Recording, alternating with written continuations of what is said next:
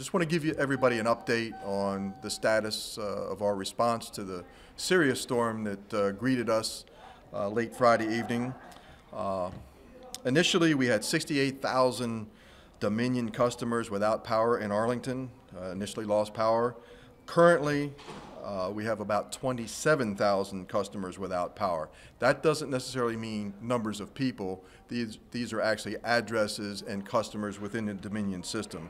I will say that Dominion's making yeoman strides and bringing power back up throughout Arlington. I'm happy to report that most of our critical infrastructure, such as hospitals, nursing homes, food, fuel, those types of facilities either have power or backup power. So far, we haven't sustained any loss of life from any heat-related illnesses or injuries. We have about a dozen crews from the county out working to clear roads of downed trees, debris, and restore functioning facilities. Just to let you know, debris pickup will continue for the next 2 or 3 weeks. The county will continue street can collection, mulch deliveries, cart repair, and roll-off services while focusing on debris collection. 19 county roads remain totally blocked, but I'm happy to say most of the major thoroughfares, all the major thoroughfares, in fact, are open, are clear. Relief is available at the county's 15 daytime cooling centers, the Boston and Pentagon City malls, and all the county's indoor pools. Arlington has also opened a 24-hour drop-in cooling center at the Walter Reed Community Center. All community pools are open to the public. We've got social workers and nurses visiting doing welfare checks throughout the community, focusing on potentially vulnerable residents, including those in senior assisted living facilities. Arlington County's water supply is safe to drink. There is no need to boil water. Dominion's telling us that 80 to 85% of our customers should be restored by Tuesday night and 90 to 95% by Thursday night. Some may not be restored until the weekend. Dominion is pulling crews from 13 states and Canada and working around the clock to restore electricity to our community. The hospitals, as I've mentioned, and major infrastructure, high-density residential areas are the top priorities. And then they'll get into the neighborhoods. 911 service remains spotty. In case of 911, please dial 911 first if you have an emergency.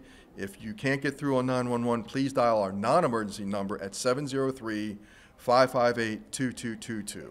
If you still can't get through, please go to the closest fire station. We have additional staff on duty 24/7 until we have reliable 911 communications to greet calls for service and make sure that we deploy the proper assets to folks in need.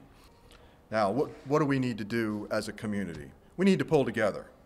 This event could last for several days, possibly a couple of weeks. Please check on your neighbors. It's really about neighbors helping neighbors. Volunteer to transport those in need to county cooling centers. Please drive safely. We have a number of intersections that don't have signal control. We really need people to slow down, particularly at these intersections. Be careful. We had a traffic incident earlier today where somebody walking down the street was hit by a vehicle at an uncontrolled intersection, and unfortunately they perished. Please treat all those intersections as four-way stops. Please throw refrigerated food out if you've been without power for 4 hours or more. Freezers, if left unopened and full, will keep food safe for about 48 hours. If half full, 24 hours. Please stay hydrated. Please stay hydrated. Avoid eating at restaurants without power. And please report your power outage to Dominion Power. While you may think it's been reported that your particular address is without power, that's not always the case. Dominion is encouraging us to report all power outages. The biggest problems we're dealing right now with is power and communications. They're critical. I'm very concerned about the ability of our residents to call 911 reliably. So that's why we've taken steps to have others at fire stations, other staff at fire stations to take calls from the public.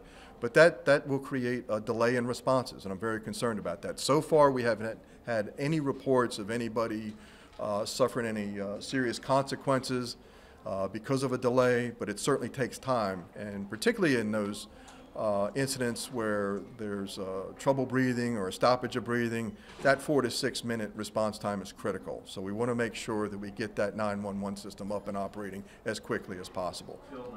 It's not up, not to my satisfaction, not to the county's satisfaction. And until it's up, reliable, and we can test it and retest it and be confident in that, we're going to continue with the plan that we have to staff the fire stations and encourage the public to call 911 first, then the non-emergency number, then go to the fire stations. Please, if anyone is suffering from any type of heat-related illness or injury, please get a hold of us so we can send help to you. We don't want anybody to suffer any ill consequences due to the heat. Take advantage of the opportunities to go to the cooling centers. What we need people to do is band together as a community and help each other. The county's resources are stretched very thin. I think we've responded very, very well. Our police and fire department, sheriff's office, and community volunteers have been out there. Our community emergency response team has been out checking on people, doing welfare checks. We just need to look at this as a community incident and help each other and really band together during this.